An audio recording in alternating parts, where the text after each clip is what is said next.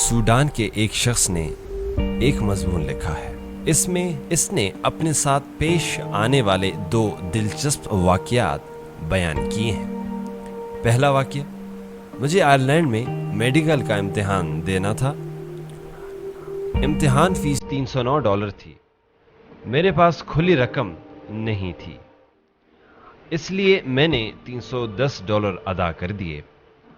اہم بات یہ کہ میں امتحان میں بیٹھا، امتحان بھی دے رہا تھا اور کچھ وقت گزرنے کے بعد سوڈان واپس آ گیا۔ ایک دن اچانک آئرلینڈ سے میرے پاس ایک خط آیا۔ اس خط میں لکھا تھا کہ آپ نے امتحان کی فیس ادا کرتے وقت غلطی سے 309 کی جگہ $310 جمع کر دیے تھے۔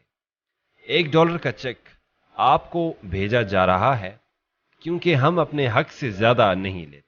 حالانکہ یہ بات وہ بھی جانتے تھے کہ لفافے اور ٹکٹ پر $1 سے زیادہ خرچ ہوئے ہوں گے۔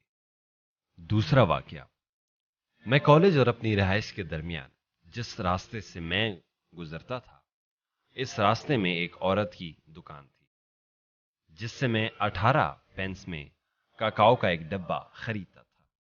ایک دن دیکھا کہ اس نے اسی کاکاؤ کا ایک ڈبہ اور رکھا ہے جس پر قیمت 20 پینس لکھی ہوئی ہے۔ مجھے حیرت ہوئی اور اس سے پوچھا کہ کیا دونوں ڈبوں کی نوعیت میں کچھ فرق ہے؟ اس نے کہا نہیں، دونوں کی کوالٹی یکساں ہے۔ میں نے پوچھا کہ پھر قیمت کا یہ فرق کیوں؟ اس نے جواب دیا کہ نائجیریا، جہاں سے یہ کاکاؤ ہمارے ملک میں آتا ہے، اس کے ساتھ کچھ مسائل پیدا ہو گئے ہیں جس کی وجہ سے قیمت میں اچھال آ گیا ہے۔ زیادہ قیمت والا مال نیا ہے، اسے ہم 20 کا بیچ رہے ہیں، اور کم قیمت والا پہلے کا ہے، اسے ہم 18 کا بیچ رہے ہیں۔ میں نے کہا پھر تو 18 والا ہی خریدیں گے جب تک یہ ختم نہ ہو جائے، 20 والا تو اس کے بعد ہی کوئی خریدے گا۔ اس نے کہا ہاں یہ مجھے معلوم ہے، نے دونوں ڈبوں کو مکس کر دو اور 20 کا ہی بیچو، کسی کے لیے قیمت کا یہ فرق جاننا مشکل ہوگا۔ اس نے میرے کان میں پھسپھساتے ہوئے کہا، کیا تم کوئی لٹیرے ہو؟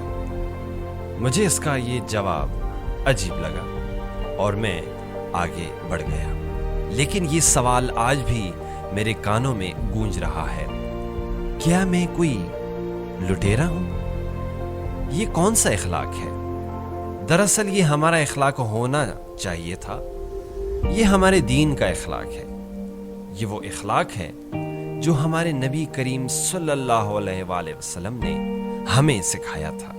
لیکن اپنی ایمانداری سے بتائیں، کیا ہم لٹیرے نہیں؟ جگاڑ میں حلال حرام تک کو ایک ہی گاڑی رونتے چلے جاتے ہیں۔